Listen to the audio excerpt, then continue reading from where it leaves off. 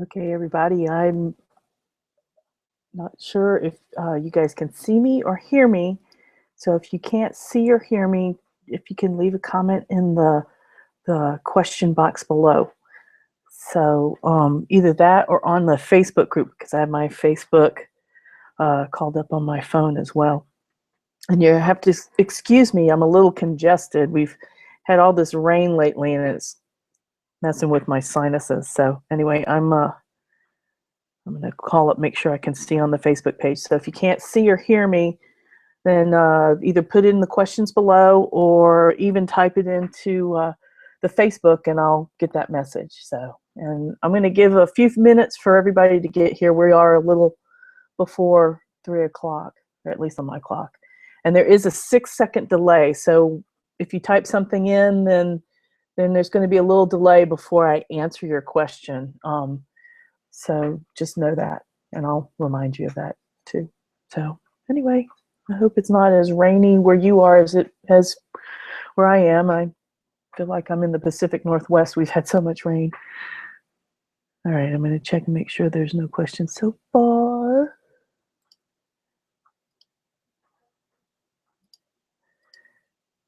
How's everybody's socks coming? Yay, I'm so excited. All the pictures that you guys have been posting are just so inspiring to me. It's exciting. It's so exciting to see everybody's socks. It's so cool. I love it. Love it. All right, let's see. Give it a few more minutes to make sure some people get here that might be running a little late. And again, there's a 6-second delay. And my screen is cycling still. So I'm not even sure. Let's see if I hit this, if it's gonna do anything or not. All right.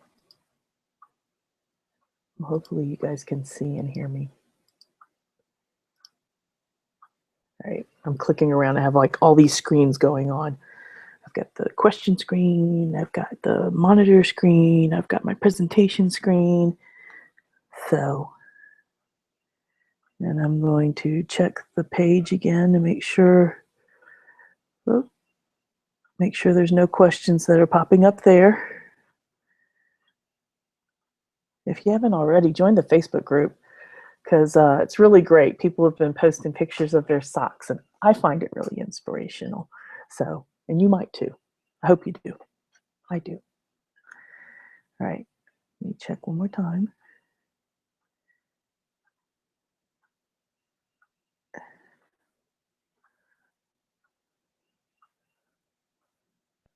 All right. Let's see if there's, I don't see any questions coming up. I hope you guys can see me. Let me try reloading this to see if it's going to show up.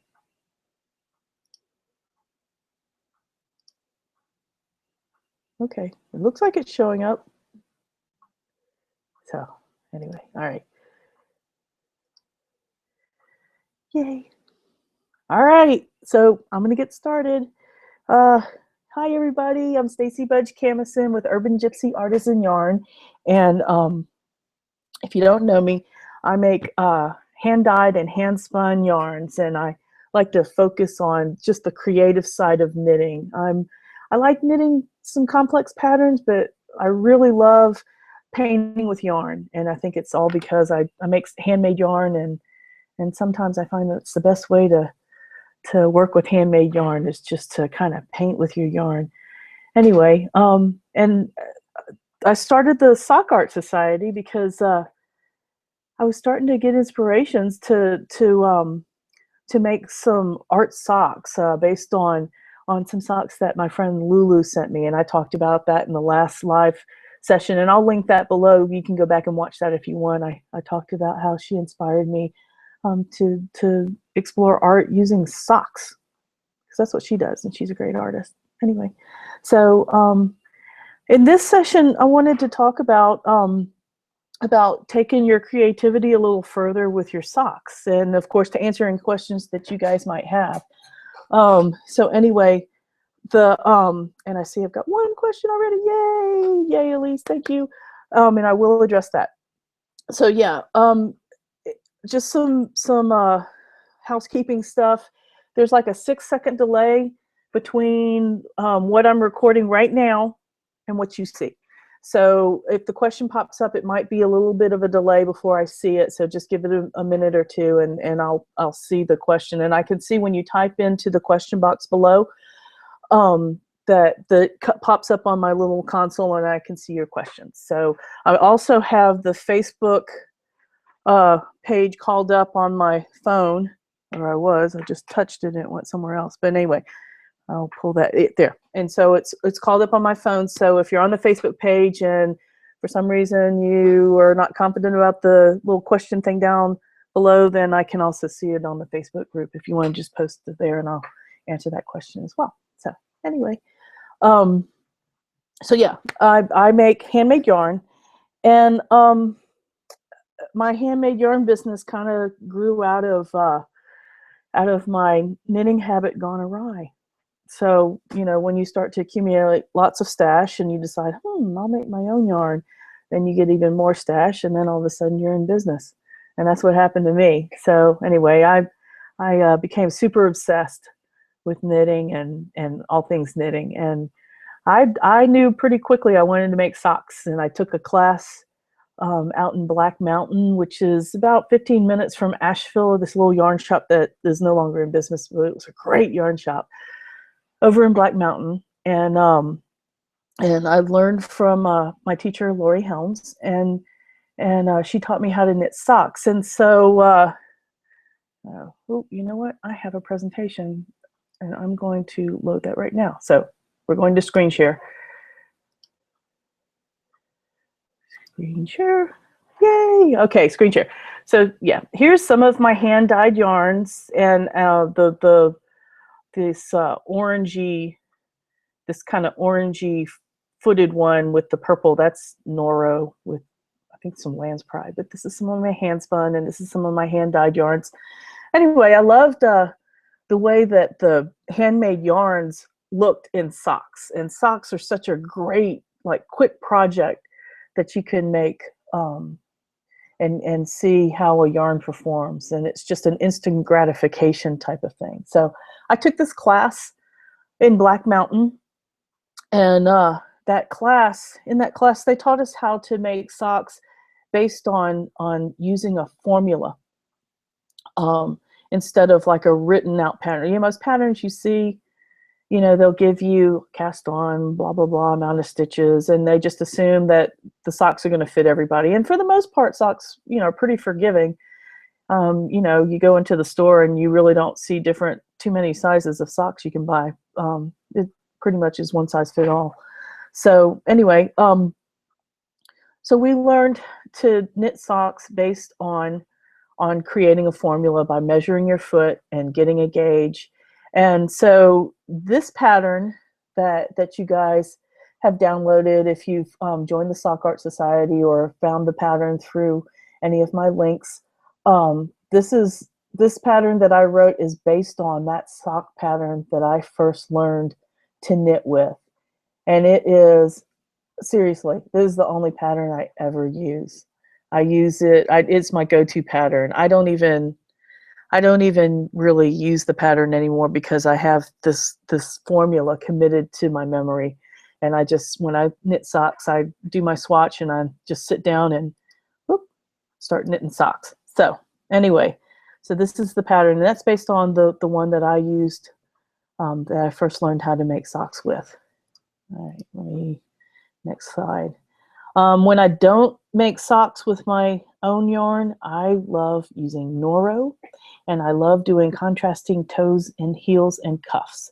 I don't know why, for whatever reason, that's just, I love those socks with the little toes, heel, cuffs. It's like I guess it's what, like the socks you use for sock monkeys. But anyway, that's what I love to use. So today I wanted to also talk about another inspiration for my socks. I know last week I talked about my friend Lulu, who's an artist in New York, and she sent me a pair of socks that just were had so much personality and so wonderful. But there's another inspiration that I have, and it came from the community class that I took back in 1998, and that's where I learned how to knit. Was this community class I took in Birmingham, Alabama, and uh, and it was this wonderful class. The whole premise of this class was they loved for you to experience your knitting through great yarn, beautiful wooden tools, and they taught us how to knit using Elizabeth Zimmerman's Knitting Without Tears book, where it pretty much was telling you just kind of, and it's kind of the same type of knitting I like to do now, not necessarily pattern driven, but formula driven, where you pick up your yarn and your knitting and make a gauge and just kind of paint with your yarn. So that was kind of what I learned. So in this class one day they brought in a guest speaker, and it was this woman who knit socks. She knit all kinds of socks. Um, and she had set a goal for herself to knit 50 socks in a year. And she was well past her 50 socks for the year. And she brought most of the socks that she had. Now, some of them she had already given away, so she didn't have all 50, but boy, she sure did have a bunch of them. And it was a body of work. It was amazing. These socks were made with yarn, that whatever yarn she could get her hands on. When you're setting a goal of 50 socks, now granted, some of you, including myself, might have 50 skeins of sock yarn that you could use, but sometimes you don't. And sometimes you just take the yarn that you can, and you just work with what you got. And that's what this woman did. She had some special yarns that she had, and then she had some that where she was just trying to make that body of work. And what really was amazing about this, it wasn't that all these socks, some of these socks weren't beautiful. Some of them were kind of goofy. Some of them were way too colorful. And I like colorful yarn, but some of these socks were like crazy colorful. But what was so amazing about it was that she had taken the time to make this body of work and committed to doing these socks with all the mistakes, all the imperfections. Not every sock, I'm sure out of all that 50 pair that she had some that were favorites and some that weren't. And that, to me, that stuck with me. Here we're looking at what, 17 years later. 17 years later, and I'm still remembering this woman and her body of work of all these socks. And it was so amazing because I knew that she learned a lot. It was going through the motions of doing this body of work that she had her own style, that her own style had shaken out of this, that she primarily used worsted weight yarn. She was into some crazy combinations. And as a whole, you could see something uniform about this entire collection of socks, and it was all because it was her style. And she was fearless with her socks. She even showed this example of how to fix a drop stitch, and all of us new knitters sat there and watched in horror as she purposely dropped a stitch, and it fell all the way down, row after row, and she took out the crochet hook and just fixed that stitch right back up. And it's because she got so confident in her sock knitting that she knew, and it was just muscle memory to her, that she had just gotten this body of work together. And it was just amazing. So as you're working on your socks, I mean, I'm hoping that with this formula that making these socks aren't just a one-shot deal. Oh, let me go back to my next slide. See? Oh, here's a bunch of my socks. Once you start knitting socks, as some of you have already seen, it can be addictive because it's such a quick gratification, and socks, they just have so much personality, handmade socks. They really do. And it's such a great place for you to try different yarns and different techniques and different stitches, and you're not committing to like a ton of yarn, but it's a really great way to explore, a certain style of knitting. So that's what I was kind of hoping, that maybe as you start to make more socks, that you would explore some new pathways. And today I wanted to share some of those ideas with you. Now, granted, it's a given. I love making with handmade yarn. I love taking some of my yarn and just making socks out of that. But today I'm also going to talk to you about combining yarns, because I know that there's a mini skein craze that's still going strong after a few years, or you might have already made some projects and you have some leftover yarn. Stash busting socks is just terrific. So today I'm going to also cover some yarn combinations and some theories that I use when I combine my yarns, that maybe you can come up with your own rules and start, when you're working with your body of work, some rules for yourself as far as how you like to combine yarns and in a way that is signature to you. So, and I'm also going to talk about some other techniques of things that you can do to make your socks have more personality, besides just, you know, using some fabulous yarn. Now, granted, you know, hand spun, you can't go wrong with hand spun yarn as far as some really unique socks. But we're going to talk about, like I said, combining some colors and stuff like that as well. So anyway, and right now, I keep thinking that maybe I'll do 50 socks in a year. But as you may have seen, how well I did the 50 hats in 2014 last year, which wasn't great. I failed miserably at that. But I don't know. Maybe it's that I do 5 socks in a month. I don't know. I'll have to hammer it out. So if you guys want to do a knit along of pushing ourselves to do some socks over a period of time, I'm all for it. Maybe we can organize something on the Facebook page. And especially now as summer's coming along, because socks, you know, are the perfect summer knitting. You don't have all that wool sitting on you like you would with a sweater or an Afghan. And they're quick. So, and they're portable. They're great for that vacation knitting. I have been known to knit socks on the beach. So there you have it. All right, so I'm going to switch back to, let's see if I can switch back. Oh, there. Hi, I'm back. All right, so I'm going to open back up to the questions, and I'm going to answer Elisa's question, and she says, yellow, so do you use 2 or 3 ply hand spun for your socks, and does it make a difference? My favorite overall is 2 ply, and that's just a personal thing. You know, I'm going to go back to the screen sharing really quick. Screen share. Okay, as you can see here, the socks that are over here, these 3 right here, these are all 2 ply. And I love the 2 ply just because I like making 2 ply yarn. But I have been known to make 3 ply yarn. And let me stop sharing this again and go back to there. Hi, I'm back. 2 ply. Okay, how do I describe this? 3 ply is great because 3 ply yarn, especially if you're doing like a monochromatic yarn, 3 ply yarn makes a rounder yarn, which is great if you want more stitch definition. So what I mean by that is, if you were taking a hand spun 3 ply yarn, and I say this, you know, this works best if you're not using something wildly dyed, something like kind of monochromatic. The 3 ply yarn is a rounder yarn, so it's going to show off your stitch definition a little more, because the surface of the yarn, the 3 plies make that surface of the yarn smoother. So if you were going to go with some kind of stitch definition, and you had something that wasn't really wildly dyed, then when you're working with a 3 ply yarn, it's really great for anything like some cables or some like cross stitch patterns with, you know, where you just are switching the stitches around with the knits and purls, something like that, where you want to see stitch definition.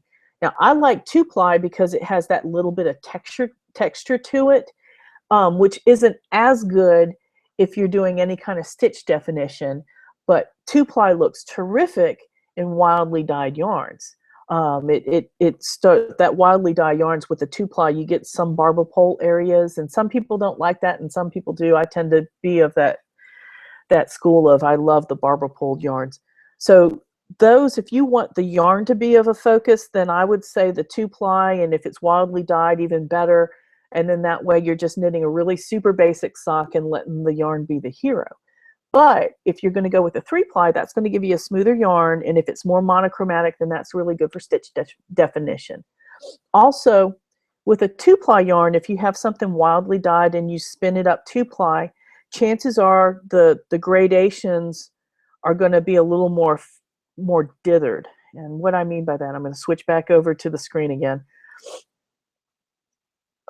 Start screen sharing. Okay, so you can see in this sock, this was a 2-ply, and you can see how you see a little bit of black that kind of goes down through here, and you can see how some of those colors, as the gradations go, they're more blended together. And same with here, that it's not as a more distinct color gradation as like maybe this Noro. You can see it's more rainbow-like. With a 3-ply, with the way, especially if you're doing a Navajo ply, a lot of times you're going to get something that's going to be more, that's going to look more of this gradation. Because with the Navajo ply, you're taking a single and doing a chain, like almost like a big crochet chain looking thing. And that's going to make a longer gradation. And it's not going to have as many like different colors making that gradation. It's going to be more of one color leading to the next, leading to the next. So I hope that didn't confuse it. It feels like it's confusing. Is it confusing? I hope it's not confusing. Anyway, so that's the difference. Like I said, personally, I love 2-ply yarn. 3-ply, I like making 3-ply yarn because then you're spinning just one single, and then I do the Navajo ply to get that 3-ply, and that it just gives a different look. So you can, try it out and see what you've got, or if you spin some yarn, pop on over to the Facebook page and post a picture, and we can discuss it. Yeah, I would love to, brainstorm ideas like that. I love doing that type of stuff. So anyway, yay, good question. All right, if you have another question, pop it in the comment box below or on the Facebook page, and my phone shut off, so I'm turning that back on really quick to make sure there's no questions. I see nothing. All right, so I was going to talk about color combining. And to do this, I am actually, you know what, I'm going to do color combining second, because right now on my demo table, I've got, no, I'm going to do that later. Yeah, we're going to go right to color combining because that's fun. Yay. All right, so I'm going to switch over to my demo table. To Logitech. Yay, here's my demo table. All right, so color combining is kind of another one of those personal things. You might want to, so I'm just going to tell you kind of some of the things that I do to combine colors, and you're just going to, I mean, for the most part, you're going to go with your gut, but here are some tips that I can offer based on how I like to combine colors. All right, so, and I'm going to be flashing some stash here, y'all. All right, so generally what I like to do is maybe start with a focus yarn. If you're combining some yarns for a project, chances are there's going to be 1 or 2 yarns that you are just dying to knit with, that you are totally in love with, and that you're going to want to, this is the yarn that I want to really pop out. Now, granted, yes, you could, if you have enough, like this skein is a 4 ounce or it's a 3.5 ounce skein. And so there's probably enough for a pair of women's medium socks that come probably a little below mid calf.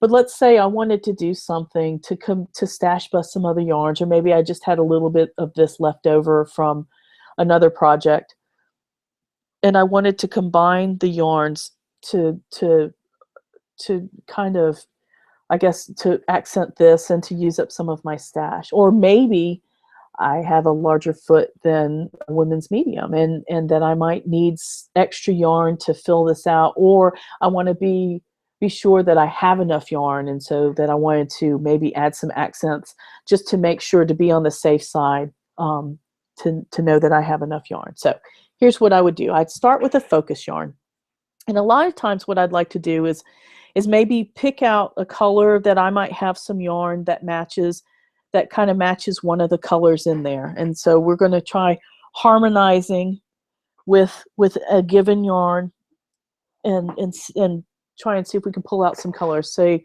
like this yarn here. Now this yarn, you can see we've got some of the same greens and a little bit of the browns and maybe even a little bit of this blue right here. And so that yarn kind of harmonizes with it. And, you know, I could stop there. I could just, you know, maybe put a few stripes of this or do that contrasting toe and heel thing, or just, you know, alternate, even alternate each row to where it really blends these colors in that way, because this has a lot of the same colors as is in this skein. And so it would almost extend, you know, the look of this, but you would get more of this green and this brown as you would with this. And so that would make, you know, maybe even this lighter color pop more because it's more contrasting with these. So, or let's see, I could even go, you see, I have this purple here, but you see when I put that purple next to it, even though, you know, some of this is the same, see how it all of a sudden makes this skein look a lot browner, because this, and all of a sudden this purple looks more blue. You know, even though there's some areas which are similar, but it really, you see how it makes it look a little different? Now that's interesting, because if I put this back over here, you know, you can see that it seems to cool it down a little bit. But then putting this over here, because this kind of orangey yellowish color here and this, those are popping out because they're in contrast to this purple. Okay, so maybe even if I had these three together, now you can see how that still kind of blends a little bit. All right. So if I've got this, now you can see that all of these are kind of the same tone. You know, maybe that's the look that I'm going for, but maybe I want something a little more pop, that would pop a little more, but not necessarily like a loud pop. So, you know, I can always try and combine. Now this gives a different value. Now you see all these are the same value. They look, you know, if you squint your eyes at these, they all kind of look the same. But if you add this one in there, and I could even, no, see how different that looks if I have those two together? But the value of this one is so different. The contrast is so different. Now this is going to give a totally different look. So even if I were to take these yarn, these two, and alternate every other row in the main body, I could use this yarn to accent with the heel, toe, and cuff. So because it's so contrasty, or I could alternate it into, you know, a stripe every now and again. See, there's so many directions you can go with that, but you see, you know, play off the different contrast. All right, or I could take that out, or we could go completely different color contrast. Now, we've got a lot of purple going on in the skein. So what if I were to take this yellow? You see, now that's totally popping something different. That's a whole nother look right there. You see? And that yellow, it's starting to bring out some more of the yellow tones in this skein, but it's totally opposite of this skein. You know, it might even be that I would take that out and it would be these. Or, now I've got this. Now this adds like a mid range here. You can see how this is picking up some of these kind of medium colors here. These are kind of similar. Or I could even pop this in there, because then these are really similar here. You see, so we've got like a value. So we've got the two dark skeins, and then we've got a light one in somewhere in between that. So you can see how that's working there. All right. Or you could just go, let's see, let's pull these out for right now. All right. Or you could just go totally, just start to play around. Now look, if I add this one, that adds a totally different look than this. Or what if it was these purples, and then all of a sudden, see how if I add these two warm purples here, how this green all of a sudden is popping out. All right. See? Or even going like this. See, it's picking up this color, and the warm here is picking up there. So different directions. All right. Or let's see, if I had let's go back to this color here. All right. I like this combination. This looks like if I were to knit these two together, I could alternate the skeins a little bit. Oop, my ear thing fell out. All right. And what if I were to, let's see, I have this one. Now you see, all of a sudden, I'm seeing the blues here. Now I tell you too, I'm looking at my screen. The screen, this is not showing as green. This color, this is a really deep turquoise, and I can see it's pulling out some of the turquoise accents here. You know, but even if I put this in there, and that's an interesting combination, you see, because then it adds that light place here, and I love these two together because it's pulling out some of the peachy colors that are in here. You see, so a lot of times, you know, it's just a matter of just kind of messing around with it and putting it up there and just seeing. I mean, sometimes, you know, maybe you just have to go. Whoop, my little guy fell over. Sometimes you just have to go there. I mean, that's, nah, maybe not. But what if it was this? I mean, that could be interesting. I mean, that's like kind of contrasty. If you had some, maybe used one of them as a main base and then had some accent and just alternated different size stripes, that could be really interesting. I've got this one. Now this one is similar to that one. But you see how if I put these together, how this one is, this is kind of tying these three in together, because you've got this hot pink here, and then these colors are the same, and you can see how the three, so maybe it's that I would alternate, you know, with this being the stripe that always is in between these, or you could alternate rows with these two to kind of extend that color, and then this would just be an accent that would just be a pop every now and again. Or you see, if you add that. But I almost kind of think that that's, you have two really loud yarns that are competing with each other. But if I added this one, see, I don't know about that one. Let's see. This one, nope. This one, maybe. That adds a different look. Or even that. See, that kind of almost, maybe if I did that, I might even go with this one, because this kind of contrasts with that. See, now that would be interesting if you had these two alternating to extend this, and then had some kind of Fair Isle stripe that would happen with these two. In between this, maybe this being next to this color, and then this being an accent Fair Isle pattern in the middle, then that could be something interesting. So anyway, so it's a matter of just kind of, you know, a lot of times I just don't know. A lot of times I just sit down and I start just, you know, putting the yarn together. Some of my best combinations, now I'll tell you, this was one of my favorite combinations. I had a skein of this, and a skein of this, and a skein of this, and a skein of that sitting next to each other, and all of a sudden it's something I would have never put together right off the bat. But once I saw those colors together, it kind of made sense, because you're picking up the lights in this one, you're picking up the pinks, then that's a pop, that's an accent, that's almost like your wild card. And then I have another tonal to bring down the dark, to highlight the dark parts of this skein. So, and like I said, I mean, if you have a, you know, your one main focal skein, and you're trying to, you know, if that's your hero, you know, that's your main focus skein, and then just trying to build from that. Now, granted, okay, let's say maybe I don't have colors, you know, I kind of lucked out with this skein, you know, the colors are really similar, they were popping out. But what if I didn't have that? What if all I had was something that just didn't quite match these colors? What I would suggest is going real contrasty.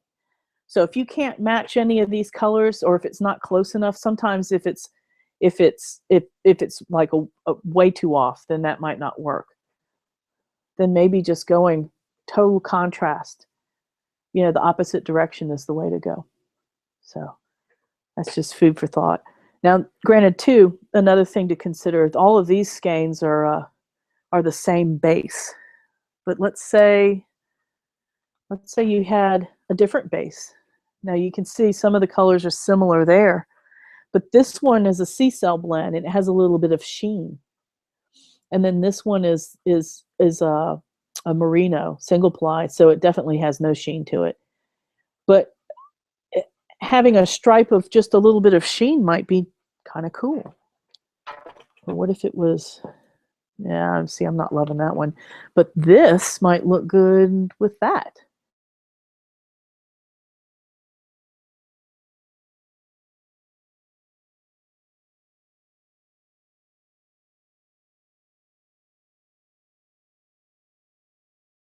Is wool, so it has absolutely no sheen to it. So, you know, there's ways that you can kind of pop those together, and yeah, where you can kind of, you know, play with the different kind of colors as well as the different textures and the different fibers, and just mess with it, just play with it. You can swatch it to, oh no, look at this. You see how I just set that down? See, this is real similar to this one. But yet these are two different, this has a little more shine to it than this one. But yet looking, you know, with it next to that contrast, you could even add, see, I could do this all day, y'all. Just playing around with the colors. And sometimes you just have to, you know, put it next to it and not, see, I'm not loving that one. But this, that, see, that adds something. All right, so I'm going to stop with that. But anyway, so yeah, so a lot of times color combining is just sitting down and playing with it and see. And then the best way to know is sometimes it looks different when you knit it up, and sometimes, you know, and you might decide knit up it's not what you thought. And that's where swatching comes in. I know a lot of people hate swatching, but swatching can be fun, especially when you're playing with your yarn and trying to figure out what's going to work and what doesn't. All right, so the other thing I wanted to talk about is a way to add an accent is to the top of your sock. And the way I like to do this is, you can see right here, I've done a provisional cast on, and I'm going to show you how to do that in a minute, but I have to kind of reverse engineer this for the demonstration purposes. I did a provisional cast on, and I used this silky cord that you can get in like the jewelry making sections of your favorite craft store like Michael's or AC Moore or something. And the reason why I like this is because A, it's really slick, and so it's really easy to pull out of your knitting, and it's also thick enough too to where it kind of holds those stitches in place really well. So anyway, I'm going to show you what you do is when you do this, instead of doing that crochet cast on that's in the pattern, for this I like to do a long tail cast on, and I'll show that in a minute. But you see what happens is you can, and I'm going to get my needles here ready, is you can pick this out. See how easy that just slides right out because it's so slick. And a lot of times I'll just, yeah, slip that in before I get it in there so I won't drop that stitch. And just, you see how easy that pulls out. So what I'm doing is I had put this provisional cast on so I can go back and put the stitches, take that provisional cast on off and put my stitches back on the needles here. Let's see. And then that way, I can do things like pick up those stitches, and maybe, let's say I wanted to do, if I was doing like a little girl's sock, I wanted to do a cute little ruffled edge, or you could pick it up and do a crocheted edge with this. Now, I think if you do a crocheted edge, that you would want to probably do some kind of crochet between the stitches, just kind of picking up those stitches. Or, let's see. Or you can, I tell you what, I like to, I'm going to show you this book. I like to, here's this book, Knitting on the Edge. And this has some really good edge stitches. Now, can you imagine some cute little socks where you pick up the edge and knit? Or even like some kind of little cute little flowery thing there. Like little fold over socks, especially for little girls, or you can pick up and do some really cute edges. Anyway, so I'll put a link to this book. It's the part of that Vogue knitting series, I believe. It's yeah, 6th and Spring. So, and I'll put a link to this book. But yeah, that way, you know, you end up getting your active stitches back. All right, let me.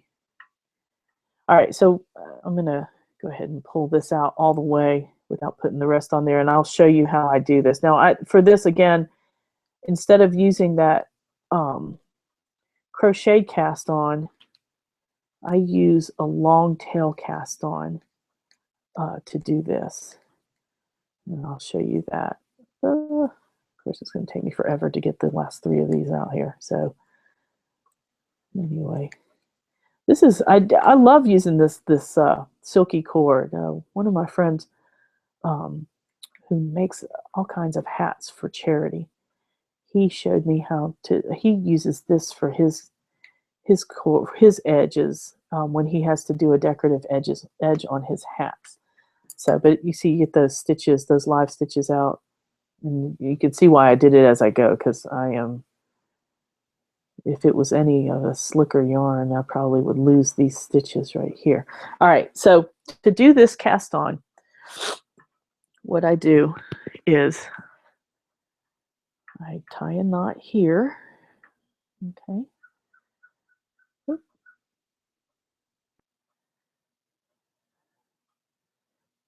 All right, tie a knot here. And what you want to make sure is, I think this is right, is that you want your working yarn to be at the top and the silky to be at the bottom. Because to doing the cast on, you want the working yarn to be on the needle. All right, see, so that's the long tail cast on, where I go underneath, grab it. All right, so usually when I do that, what I end up doing is I don't count this first stitch, because I usually end up pulling that one off. All right, and letting that just kind of hang, but continuing to, and just cast on however many you need. And then when you go in the round, you know, you're working these stitches, and then this is what you end up pulling out. So there you have it. So that, like I said, works if you wanted to pick up and do a decorative edge, you know, that you wouldn't want to do first. Like I said, ruffles, this would be the best way to do a ruffled edge. Or if you're doing some kind of knitted lace edge, this would be a really excellent way to do a knitted lace edge as well. So there you have that. All right, I'm going to switch back over. If there's any more questions, anybody have any other questions that they want, or any kind of demo they want to see, just put a little message in the question box, and I'm checking back over on the Facebook page. Let's see if anybody posted any questions. All right.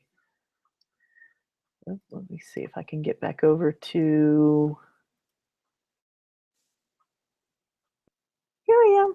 Hello. Okay.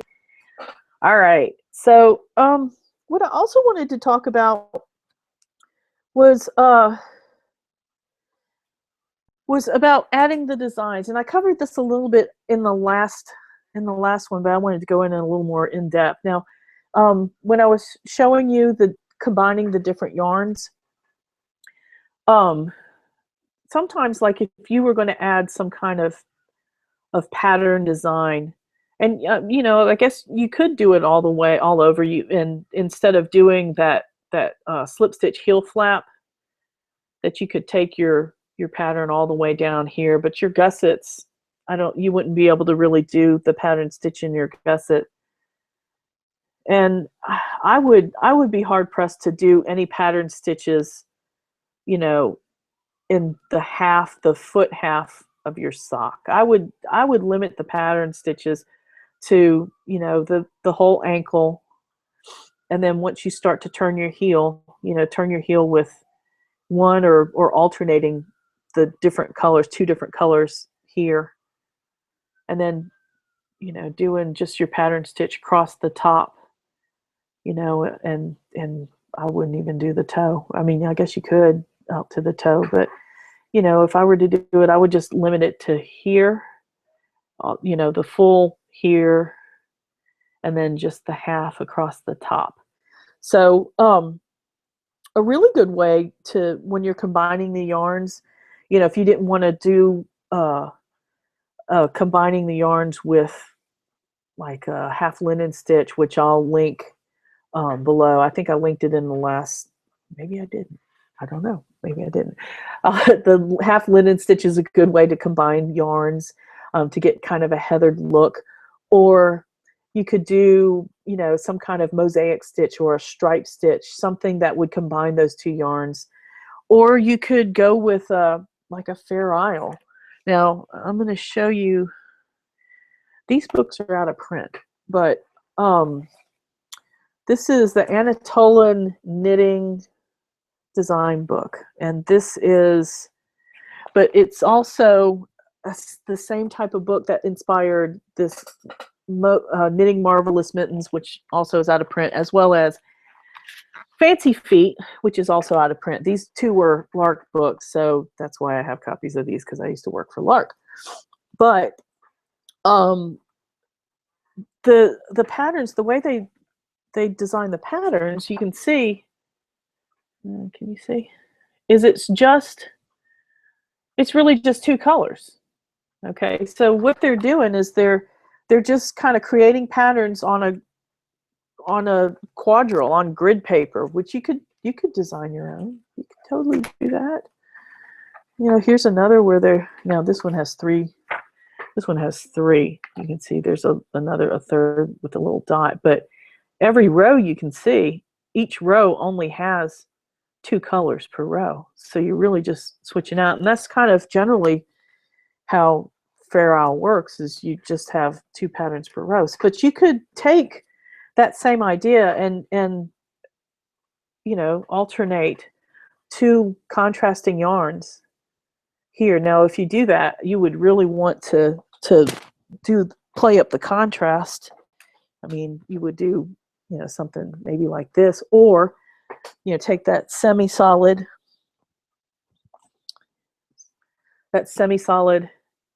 and do, you know, your accent yarn. That would still do that would show up that pattern really good. But you could play around with that, you know, when you're knitting your swatch.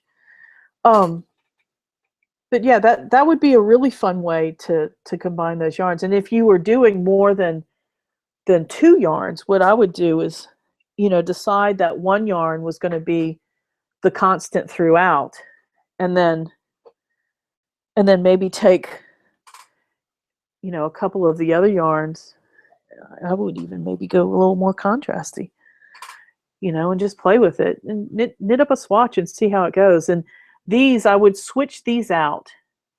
And so where you're always knitting with either this and this, or this and this, or this and this. And so you would just stripe it down. So it'd be knitting maybe the first 2 combination, like the first 2 combination for the first inch.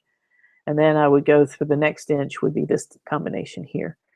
Yeah, so just play around with that. That's just some general ideas, and that's a way you can make some Fair Isle socks. You can apply the same to mittens, but I don't have a mitten pattern for you. Maybe that'll be in the works for next year. But yeah, that would be a good way to make some Fair Isle socks, and that's a good way to explore that kind of creative sock knitting type of thing.